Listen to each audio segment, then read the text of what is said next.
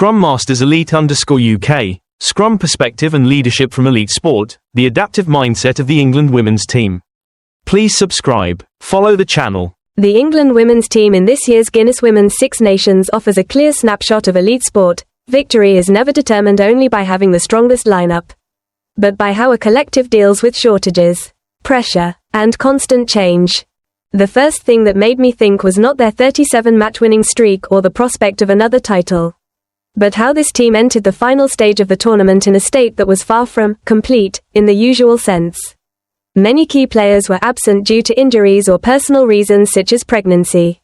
Some positions were affected so heavily that the coaching staff had to constantly adjust personnel, especially in roles that demand high stability. In a contact sport like rugby, such absences are not just about substitutions, they change the entire operational structure of the team.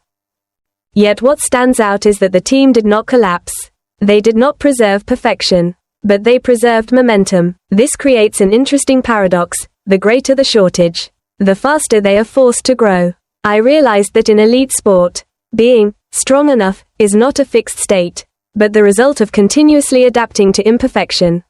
In Captain Meg Jones's statement, there is a clear idea: challenges either elevate people to another level or cause them to fall.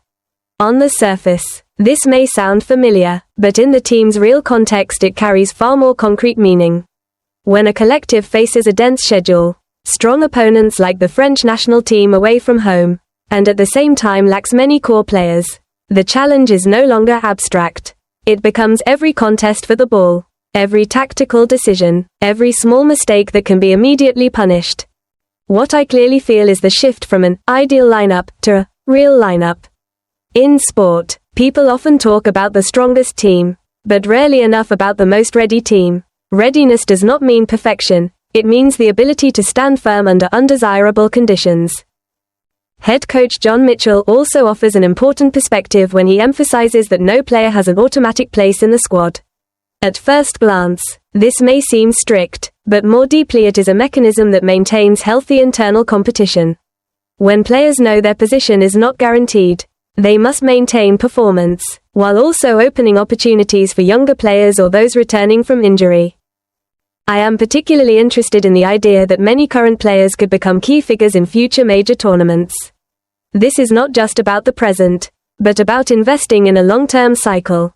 In sport, this is often underestimated because audiences tend to focus only on immediate results. But for those involved, each match is not just a match, it is part of a long-term accumulation of experience over many years. As England continues its winning streak, I do not see it merely as an achievement. I see it as a form of accumulated pressure. The more you win, the higher the expectations become. And expectations always have two sides: they push people forward, but they can also become a burden if not managed properly. The match against France, in an away setting with an intense atmosphere, becomes a classic test. It is not only a clash between two top teams, but also a test of character when the environment no longer supports you. In sport, the space factor, home or away, can sometimes be as influential as tactics. Crowd noise, external pressure, and the feeling of being surrounded can shift the psychological rhythm of an entire match. What I take from this story personally is the difference between stability and adaptability. In life, I used to view stability as the ultimate goal, but looking at a team like this, I see that real stability is not standing still in ideal conditions, it is the ability to stay on course when conditions constantly change. No perfect lineup lasts forever, and no phase remains uninterrupted. The only thing that can endure is adaptability. I also think deeply about the players absent due to pregnancy or injury. In professional sport, this is not rare, but it highlights an often unspoken reality: an athlete's career is not linear. It is interrupted by breaks, and those interruptions are where the depth of a system is truly revealed. A strong team is not only one with outstanding individuals, but one that can absorb replacements without losing its identity.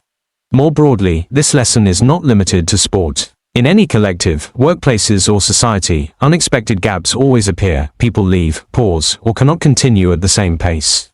How a system responds to those gaps determines its resilience. For fans, this story is also worth reflecting on. We often love continuous victories, long winning streaks, and unbeatable teams. But sometimes, it is in imperfect periods that a team reveals its true nature most clearly.